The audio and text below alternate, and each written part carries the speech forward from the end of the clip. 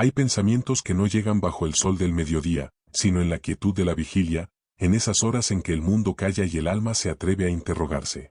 Son ideas que no buscan el consuelo, sino la lucidez, por más incómoda que ésta sea. ¿Y si las verdades más profundas sobre nuestra existencia no se encontraran en la alegría, sino en el corazón mismo del sufrimiento? ¿Podríamos hallar una extraña forma de liberación al aceptar que el universo es indiferente a nuestros anhelos y que la vida, en esencia, carece de sentido? Estas no son preguntas para resolver a la ligera. Son abismos a los que uno se asoma. Hoy, los invito a explorar estas interrogantes a través del pensamiento de un filósofo que no solo se asomó a ellos, sino que hizo de su borde su morada, Émile Cioran. Claves para entender el ocaso del pensamiento, de Émile Cioran. El papel del pensador no es otro que el de retorcer la vida por todos sus lados, recorrer enteramente sus recovecos y entresijos, enseñarnos de nuevo el consuelo de la furia y recordarnos el arte de maldecir. Émile Cioran, Transilvania, 1911, París, 1995, fue un pensador inclasificable y un maestro indiscutible del aforismo. Su obra El ocaso del pensamiento, escrita en rumano en 1940, es una denuncia feroz de la decadencia de la modernidad, articulada a través de reflexiones afiladas como cuchillas. En este libro, Cioran explora sus obsesiones más profundas, el peso de la temporalidad sobre el alma, las lecciones vitales que solo el sufrimiento puede deparar, la infinita melancolía por el paraíso perdido, si es que éste existió alguna vez, y la añoranza por un éxtasis místico que nos permita olvidar, siquiera momentáneamente, nuestra finitud. Anatomía de un pesimismo lúcido, las ideas centrales de Cioran. Para comprender a Cioran, es necesario abandonar la expectativa de encontrar un sistema académico. Su obra no es el resultado de un proyecto universitario, al contrario, es el fruto de la mente de un trasnochador, la obra de un suicida evasivo. Su filosofía es carnal, emerge de un espíritu que, tras una conmoción interior que le hizo despreciar la jerga filosófica, transformó el tormento en un método de conocimiento. El sufrimiento como vía de conocimiento. Para la mayoría, el dolor es un obstáculo a superar. Para Cioran, es una condición para conocer. Sostenía que el padecimiento físico se convierte en lucidez existencial, despojándonos de las ficciones con las que adornamos la vida. La enfermedad nos ancla brutalmente en la realidad del cuerpo, en nuestra finitud irrefutable. En sus propias palabras, nos recuerda la única certeza que el dolor ofrece.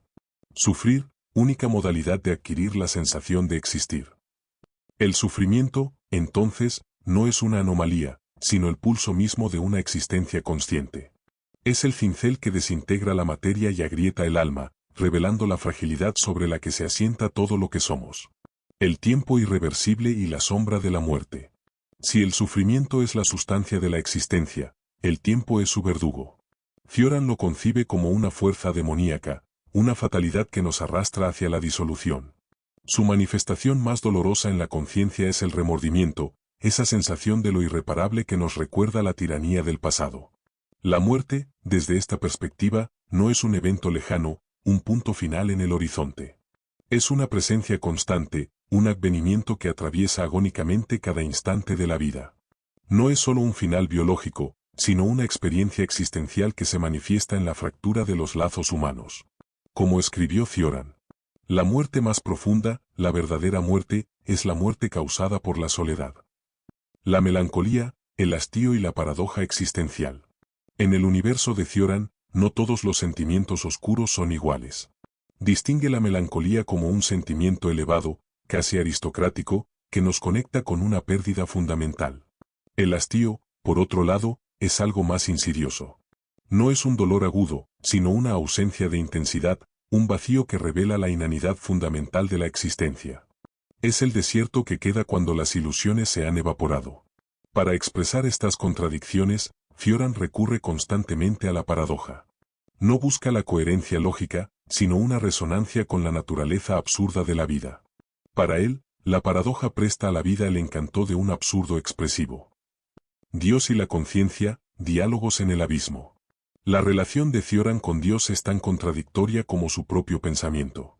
Oscila entre un ateísmo mordaz y un diálogo íntimo con lo divino, como si hablara con un cómplice de su soledad. En sus momentos de mayor escepticismo, llega a preguntarse: ¿no será Dios mi propio estado de la nada? Este diálogo en el abismo contrasta con su visión de la conciencia humana. Lejos de ser un pináculo de la evolución, la conciencia es para Cioran una caída, una fractura en el ser.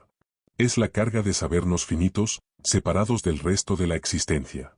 Su definición es tan poética como demoledora. ¿La conciencia? No estar ya a la altura del ser. Estas ideas, fragmentos de un naufragio lúcido, encuentran su más densa oscuridad en una de sus obras rumanas, un texto que no es un argumento, sino una herida, El ocaso del pensamiento. El ocaso del pensamiento, radiografía de la finitud. Escrito en 1940, El ocaso del pensamiento es una inmersión radical en las obsesiones de un joven Cioran. No es un libro que ofrezca respuestas, sino que busca retorcer la vida para examinar sus entresijos, enseñándonos, como se ha dicho de esta obra, el consuelo de la furia y el arte de maldecir. A través de sus páginas, explora la finitud humana sin confesiones, articulando sus tormentos en torno a varios ejes temáticos. El peso de la temporalidad y el arte del remordimiento. La obra profundiza en la experiencia del tiempo como una carga sobre el alma. El pasado no es un recuerdo neutro, sino una herida abierta por lo irreparable. Cioran encuentra en el remordimiento la prueba más visceral de esta condena temporal. No hay forma más dolorosa de sentir la irreversibilidad del tiempo que a través del remordimiento. Lo irreparable no es otra cosa que la interpretación moral de esa irreversibilidad. En esta visión, el tiempo se asocia directamente con la corrupción del ser. Como sentencia en la obra, el mal, una vez abandonada su indiferencia originaria, tomó al tiempo como seudónimo. El sufrimiento y la furia como consuelo vital. El libro no busca aliviar el sufrimiento, sino extraer de él sus enseñanzas. Para Cioran, el dolor es la esencia del tiempo, la materia prima de la lucidez. La filosofía que emana de estas páginas es un acto de rebelión que convierte el arte de maldecir en una forma paradójica de liberación. Pero esta lucidez tiene un costo devastador. El pensamiento mismo es una forma de sufrimiento que drena la existencia. Cada vez que pensamos se nos escurre la vida, de suerte que un pensador absoluto sería un esqueleto que escondiera sus huesos en la transparencia de los pensamientos. La añoranza mística y la melancolía del paraíso perdido. En El ocaso del pensamiento conviven dos anhelos aparentemente opuestos. Por un lado, una profunda melancolía por un paraíso perdido, un estado de gracia originario que quizás nunca existió. Por otro, la añoranza de un éxtasis místico capaz de anular, aunque sea por un instante, el peso de nuestra finitud. Es en la melancolía donde Cioran encuentra una dignidad única. La melancolía es el único sentimiento que concede al hombre el derecho a utilizar la letra mayúscula. En última instancia, el ocaso del pensamiento no es una guía para vivir mejor, sino el testimonio de una lucidez que se vuelve contra la vida misma. El libro nos sumerge en la contradicción de que pensar la existencia es minarla, pues, como afirma uno de sus aforismos más demoledores, se es mientras no se sabe que se es. Ser significa engañarse. Síntesis, la valentía de vivir sin sentido. Analizar el pensamiento de Cioran puede dejar una sensación de desolación. Sin embargo, su filosofía, lejos de ser un simple quietismo o un derrotismo paralizante, es una invitación a una forma heroica de lucidez. Su legado es profundamente paradójico, pero en esa contradicción reside su poder. 1. El humanismo radical del sufrimiento compartido. Al despojar a la existencia de cualquier propósito trascendente, Cioran nos deja a la intemperie. Pero en esa intemperie no estamos solos. Reconocer el sufrimiento propio nos permite reconocerlo en los demás. Así, Cioran nos hermana no en la esperanza de un futuro mejor, sino en la compasión ante el dolor inevitable que compartimos. 2. La libertad en la ausencia de propósito. La búsqueda de un sentido último para la vida es una carga, una fuente inagotable de angustia. La mayor liberación que ofrece Cioran proviene de aceptar que no existe tal sentido.